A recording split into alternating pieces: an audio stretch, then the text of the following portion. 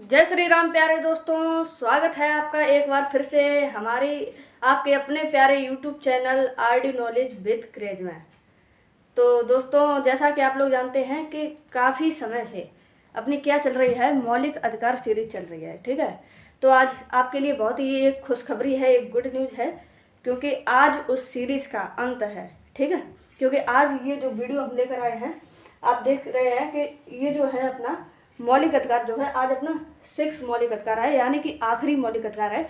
जैसा कि मैंने आपको बताया था कि जो अपने मौलिक अधिकार हैं वो 6 हैं। ठीक है, यानी कि 6 हैं। और आज भी हम क्या लेकर आए हैं, अपना छठा मौलिक अधिकार लेकर आए हैं, जो कौन सा है, संवैधानिक उपचारों का अधिकार। ठीक है, और यहाँ पर क्यों लिखा है पार्ट 8, ये जिसने मेरी वीडियोस देखी होंगी वो जानता होगा अच्छे से। देखिए, एक बार पिछला समराइज करते हैं जहाँ से हमने स्टार्ट किया था। तो हमने अपनी मौलिक अधिकार सीरीज स्टार्ट की थी, जिसमें हमने अपने पहले वीडियो में क्या देखा था कि मौलिक अधिकार क्या होता है। ठीक है, तो उसी में हमने देखा था उससे पहले कि आखिरकार अधिकार क्या होता है, आखिरकार अधिकार क्या होता है। फिर हमने उसके बाद देखा था कि मौलिक अधिकार कितने हैं। ठीक है, फिर हमने अपनी तीसरे वीडियो से क्या किया था, तीसरे वीडियो से अपने मौलिक अधिकार, पहले मौलिक अधिकार से अपने स्टार्ट कर दिया था। ठीक है, तो पहला अपना मौलिक अधिकार जो था वो क्या है, समता या समानता का अधिकार। ठीक है, जो कि अपना आर्टिकल 14 से 18 तक है। फिर अपना दूसरा कौन सा आता है, अपना दूसरा आता है स्वतंत्रता का अधिकार, जो कि अपना आर्टिकल 19 से 22 तक है। ठीक है, उसके बाद अपना तीसरा आता है शोषण के विरुद्ध अधिकार। ठीक है, वो अपना कहाँ से है, 23 से 24 तक है, आर्टिकल 23 से 24 तक। उसके बाद अपना आता है धार्मिक स्वतंत्रता का अधिकार, वो अपना आर्टिकल 25 से आर्टिकल 28 तक है।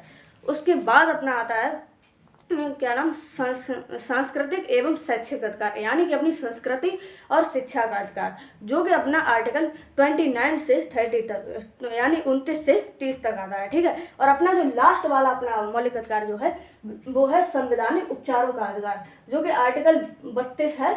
और ठीक है, और अपना पार्ट 8 है। ठीक है, अब यहाँ तक सब कुछ समझ आ गया। और मुझे जैसा पता है कि जिसने मेरी स्टार्टिंग से वीडियो देखी होगी, उसके जैसे कि मैंने अभी आपको बताए हैं, उसी तरह उसके भी जो है मौलिक अधिकार बिल्कुल उंगलियों पे होंगे। ठीक है, और उंगलियों पर आपके होने भी चाहिए, क्योंकि हमने बहुत ज़्यादा मेहनत की है, हम सभी लोगों ने साथ में मिलके, तो आपके ये मौलिक अधिकार उंगलियों पर होंगे ही होंगे, जिसने स्टार्टिंग से देखी है। और जिसको उंगलियों पर करने हैं वो स्टार्टिंग से वीडियो जरूर से देखे। तो उंगलियों पे है, और फिर उंगलियों पे करके हम मुट्ठी में कर लेंगे। ठीक है, अब मुट्ठी में करने का मतलब ये नहीं है कि अब वो जितने मौलिक अधिकार हैं वो हमारे अकॉर्डिंग चलेंगे, नहीं। मुट्ठी का मतलब यहाँ पर ये है कि हमने अब उंगलियों पे तो हो गए, मुट्ठी में कर लें, यानी कि अब हम भूलें ना। ठीक है, और मुट्ठी का अंदर यहाँ पर ये है कि हम उनको अपने जीवन में उतारें और उनका पालन करें। ठीक है, तो यहाँ पर अब अपना आर्टिकल 32, अब आप लोग पता क्या सोच रहे होंगे, अब आप लोग सोच रहे होंगे कि 29 से 30 तो वो सांस्कृतिक एवं शैक्षिक अधिकार हो गया, और फिर ये अचानक से एकदम आर्टिकल 32 जंप कर दिया गया, आर्टिकल 31 कहाँ चला गया। अब आप लोग ऐसा सोच रहे होंगे, तो मैंने स्टार्टिंग में ही आपको बताया था, अगर आपको याद हो, कि अपने स्टार्टिंग में जब मौलिक अधिकार बनाए गए थे तब उनकी संख्या कितनी थी, 7 थी। ठीक है, और बाद में कब होता है ये, 1978 में 44वें संविधान संशोधन के तहत क्या होता है कि अपना जो 31वां आर्टिकल 31 जो है संपत्ति का अधिकार, उसको क्या किया जाता है, उसको ट्रांसफर कर दिया जाता है। किसमें ट्रांसफर उसको किया जाता है, मौलिक अधिकार से कानूनी अधिकार में। ठीक है, और कानूनी अधिकार में किसमें ये आता है, ये संपत्ति का अधिकार अपना आता है आर्टिकल 300A में। ठीक है, आर्टिकल 300A में अपना संपत्ति का अधिकार वो मतलब कानूनी अधिकार बन जाता है, कौन, मौलिक अधिकार। ठीक है, तो इसलिए अब उसको मतलब वो अब मौलिक अधिकार की सूची में नहीं है, अब मौलिक अधिकार की सूची में सिर्फ 6 मौलिक अधिकार हैं। यहाँ तक क्लियर हुआ। ठीक है, अब ठीक है, और आपके लिए गुड न्यूज़ क्या है, गुड न्यूज़ ये है कि आज अपनी ये मौलिक अधिकार सीरीज बिल्कुल समाप्त हो जाएगी। तो जिसने अभी तक मेरे साथ बने रहे उनका बहुत बहुत धन्यवाद है। तो ठीक है, अपना आप स्टार्ट करते हैं। तो देखिए, संवैधानिक उपचारों का अधिकार ये बहुत ही ज़्यादा इम्पोर्टेंट है, वो भी बहुत ज़्यादा इम्पोर्टेंट थे, लेकिन आप ऐसे समझिए कि जो पुराने मौलिक अधिकार हैं उनकी ये नींव है। देखिए, अब बिल्डिंग किस पे टिकी होती है, पूरे मतलब नींव पे ही तो टिकी होती है, तो ये उन सभी मौलिक अधिकारों की क्या है, नींव है। यदि ये ना होता तो शायद आज वो मौलिक अधिकार जैसे बनाए गए थे उस प्रकार से हमारे सामने ना हो पाते। कैसा ऐसे हम बोल रहे हैं क्यों बोल रहे हैं तो अभी आपको पता चल जाएगा।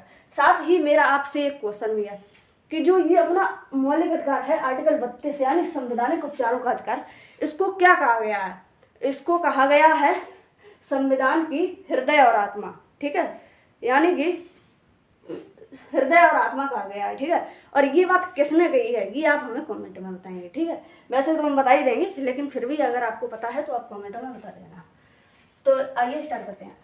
कोई ऐसा तरीका होना चाहिए जिससे उन्हें व्यवहार में लाया जा सके और उल्लंघन होने पर अधिकारों की रक्षा की जा सके। अब ये क्या करता है, ये वाला आर्टिकल जो 32 है ये क्या करता है, ये अधिकारों की रक्षा करता है, ठीक है, यानी रक्षा कवच है। मैंने पहले बताया था ये नींव है, ठीक है।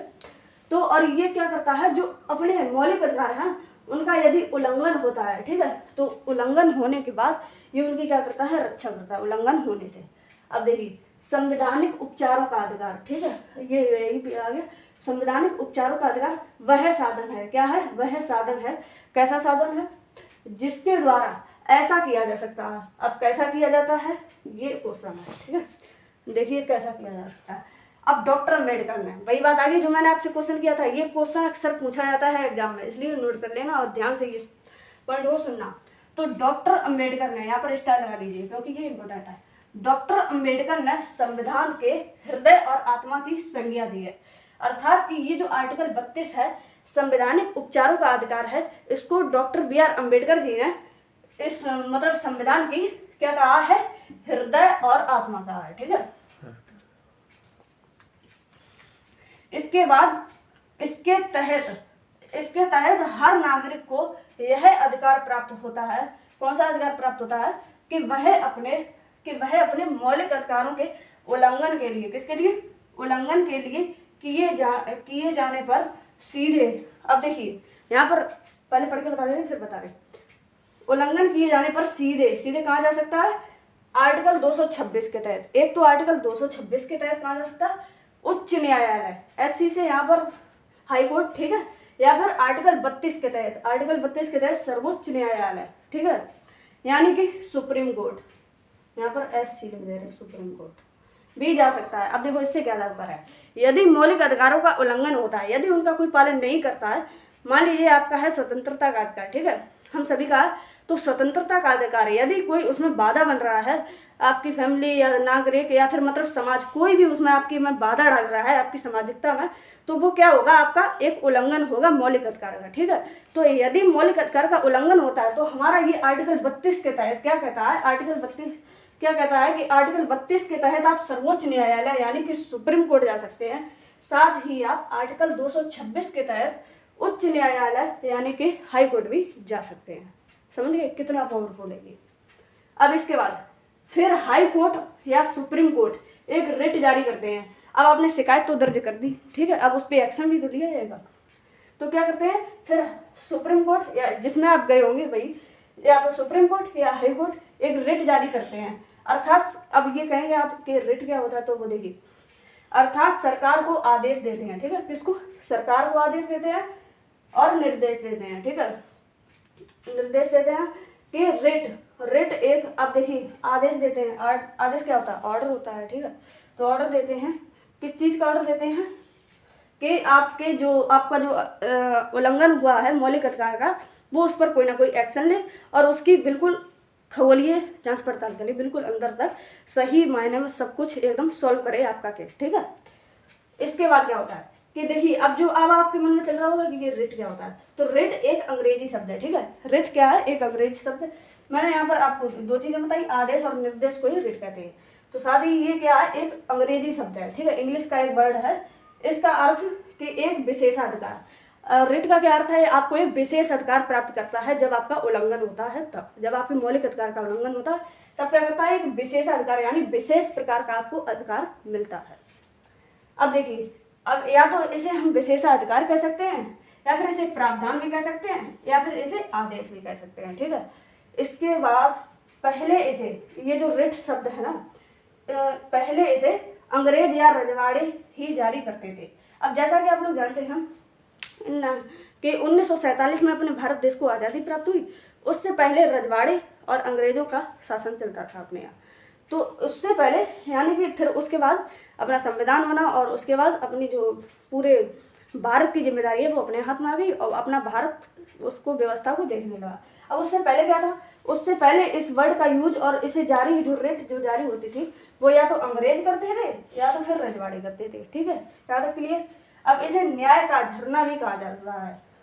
यदि आपसे कोई पूछे कि जो रेट है उसे और किस नाम से जाना जाता है उसे या फिर क्या और कहा जाता है, तो उसे न्याय का झरना भी कहा जाता है, क्योंकि यहाँ से आपको न्याय मिलता है। ठीक है, अब देखिए हाई कोर्ट और सुप्रीम कोर्ट ये 5 प्रकार के रेट जारी करते हैं। ठीक है, अब 5 प्रकार के ये रेट जारी करते हैं, 5 प्रकार से करते हैं, आप ऐसे भी कह सकते हैं।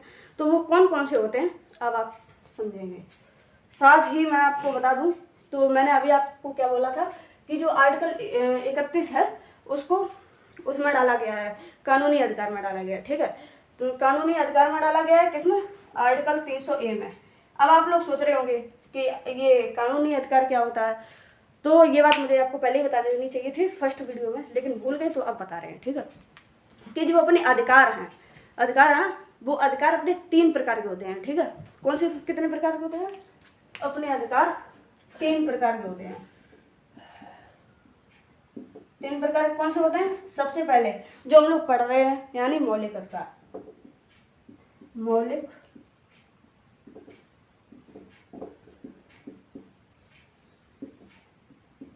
सबसे पहले अपने आते हैं मौलिक अधिकार। ठीक है, उसके बाद आते हैं अपने संवैधानिक अधिकार।